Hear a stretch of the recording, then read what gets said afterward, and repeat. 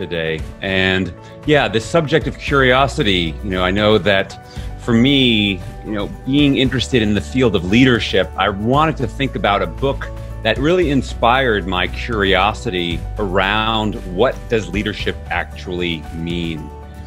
I'm an American, I grew up in New York City, and when I was a boy growing up, the first heroes I admired were superheroes, Batman, Spider-Man, things like Superman. And as I got older, I started to admire what I would call those superheroes that we've all heard their names, whether it's Mahatma Gandhi or Martin Luther King or Nelson Mandela. But without knowing it, I'd unconsciously subscribe to what's known now as the great man theory of leadership. And by the way, it was all men at the time. Now, what's interesting is when you think about the Gandhis and the Kings and the Mandelas of the world, while they are extraordinary people, for most of us, they exist mainly as an idea that in some ways they are inaccessible to us.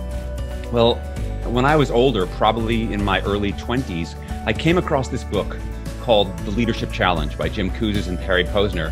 And the book just blew my mind wide open because through very diligent research and work out with thousands and thousands of leaders, what Kouzes and Posner did is they democratized leadership. They took it off of the lofty superhero pedestal and they made it accessible to everyone. See, what they discovered is that leadership really isn't about being an extraordinary person. That leadership is about being an ordinary person who can do extraordinary things. So it's less about having a certain belief or identity, and it's more about what is a leadership mindset and what are the leadership skills that can be learned over time.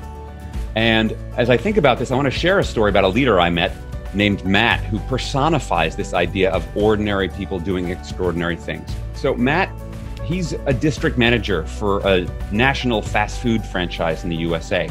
When I met Matt, he was the #1 ranked district manager out of 100 that the company had. So they had 100 and he was #1.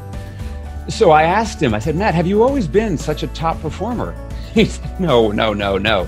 When I started, I was like 85th on the list and I was down there for a while.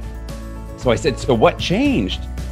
He said, when I started as a leader, I thought my job was to be the fixer. That is my job to tell people what to do. See, every day we would get this printout of the key metrics called the daily hot list. So I would scan the report and look for what was in red that was not measuring up. And so I would run from store to store and tell people what to do and try to fix things. And it didn't work. And I did that for years. But then I shifted. I realized people don't want to work for a fixer. They want to work for a leader. So I changed my approach. So he said, I started going in, and when I'd see the store manager, the first thing I'd say is, how are you? How was your weekend? How was your day? How was your family? And I started building relationships. And instead of telling them what to do, I'd share with them the data, and I would ask them, what do you think we should do? And together we'd create a solution. See, what Matt discovered is that really leaders are people that we know. And in fact, in Kouzes and Posner's book, The Leadership Challenge, they found that the people that we all admire, and don't take my word for this, but ask yourself, think about the best leaders you've ever known. They're the ones that are closest to home. So it might be a parent, or a grandparent, or a teacher, or a coach, or a manager, which means leadership at its core really isn't about some kind of job title. It's not about a position or power or authority. That leadership is really about a relationship. And this idea that Kouzes and Posner talk about, that leadership is this relationship, was brought home to me by a mentor of mine named Jeff. So this is about 20 years ago. So Jeff and I were having lunch and talking about leadership. And as we're finishing up, Jeff says to me, congratulations on last weekend. And he hands me this gift wrap present. I said, thanks so much, Jeff. That's really sweet of you. And so he said, go ahead and open it up. See, I had just gotten certified to lead a very complex training the weekend before. And this was Jeff's way of acknowledging me. So I opened up this gift, and inside, and I actually have it right here, so I'll show it to you. Jeff got this t-shirt, right? It says leader on it. I felt really honored because in a lot of ways, Jeff, he's like a father figure to me. So this was a very telling moment. And so Jeff then says to me, oh no, turn the shirt around. Turn it around. So here's the back of the shirt that says leader on the front. As you can see, it's an archery target. And I'll never forget what Jeff said next. He said, Alain, welcome to leadership. As a leader, you're always a target. Now, if you're a target that's a great target, you'll be the target of people's hopes, their dreams, their aspirations, even their envy. But if you're a lousy leader, you'll be the target of people's disappointment, their criticism, and their blame. Now, you're always a target. What type of target you're going to be, that's up to you.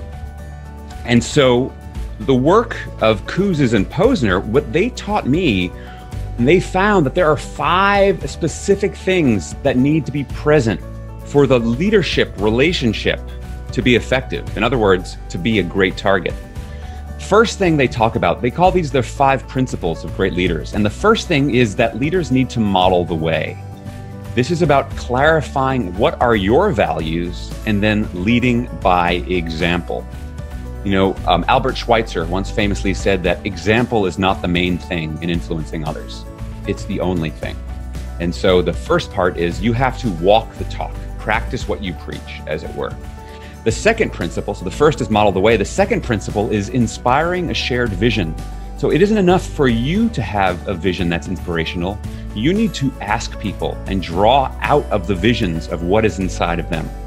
So that's the second principle. The third is the willingness to challenge the process. Now, I think back to what Garrick talked about earlier about curiosity and stepping forward and being creative and taking risks. And that's all about the willingness to fail and having a new frame for what failure means, that actually failure is about learning.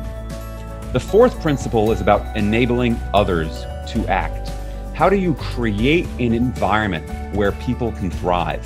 You know, if you've studied anything about what's now known as behavioral economics, is that as much as we think we are agents of free will as humans, we are incredibly susceptible to the environments that are around us. So what can we do to create systems and cultures that support people so they can live and work at their best? I think Edwards Deming said it very well when he said, if you put a good person in a bad system, the bad system will win every time.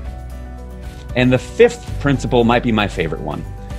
So Kouzes and Posner say the fifth key to great leaders is great leaders encourage the heart, because much more than we are rational beings that think, we are actually, rational beings that feel, we are actually emotional beings that think.